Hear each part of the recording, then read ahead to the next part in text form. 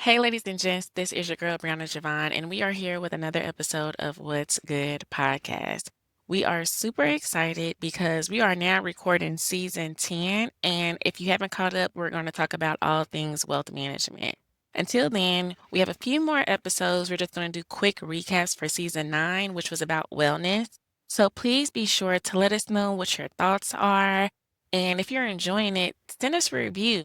Send it to us on Apple Podcasts or Spotify. We would love to hear your thoughts. But today we are going to do a recap, just the meat and potatoes of Nichole Daher.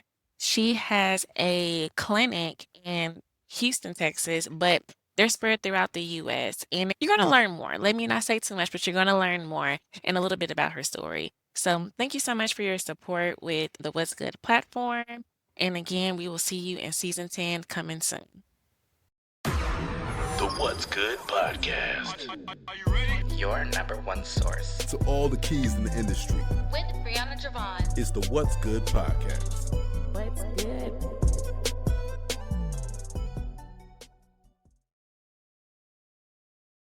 It's like the new famous cool job. And so I told her, let's start our own YouTube channel and let's do a cooking show. And she was very excited about it. And girl, we just do like boxed brownie mix and you add water and she stirs it and she tells the camera, and now we're going to put it into the oven. I live in Houston and there's hospitals on every corner. And there are 4 million people in this city, and there are not enough autism clinics. I started my own company called Success on the Spectrum to help my daughter get what she needed and other kids to get what she needed. It blew up out of control. The demand was so high, I couldn't do everything myself. And so I created the very first autism treatment franchise in the US. And we now have over 75 locations open across 18 different states. We use a system of rewards to encourage the behaviors that we want to happen again. And we ignore all of the bad behaviors and don't give them any attention at all and hope that they fade away. If they would have done something to her in there, she wouldn't be able to tell me. And I was so scared, like, what's really going on? What are they really teaching her back there? Are they doing anything at all? Is she just sitting by herself and playing with the toy and nobody's messing with her? And even if the parent isn't physically present all day, because you got to go to work, you got to come back, they can always rewind if the child was injured or got hurt, or they say their first words and you want to see it. There's no growing out of autism, so why could you grow out of the treatment? It needs to continue. Anybody opening up their own business for the first time will tell you it is terrifying because there's so many things that you don't know. Even if you have an MBA and you go to college for business, they still don't go over all the little details and little things that happen along the way. So it was very scary. But scary thing is most businesses are just made up on the spot. Most decisions are just in the moment and you hope that you're doing the right thing. So I hired a piano teacher and she came in to teach the kids Christmas songs, and we played as loud as we could against the wall until our neighbors moved out and I rented their space too. In 9 months, I was again completely full. And that is when I discovered I can't do this by myself. But the kids are the same and the result is the same. And we've served over 4,000 families. And each kid we've served has made some sort of progress already, and we're changing lives. Autism is a developmental delay. And so while a child may physically be 5, mentally they stay in those terrible 2s for years. You know, in the airplane, they say put on your oxygen mask first, then help others. And there's a reason for that. If you are not there to help anymore, who's going to do this? My best advice to parents is find your people, find your tribe, find people like you that understand you, that are living the same life that you are living. And they took all of their life savings and they just dropped it into this business.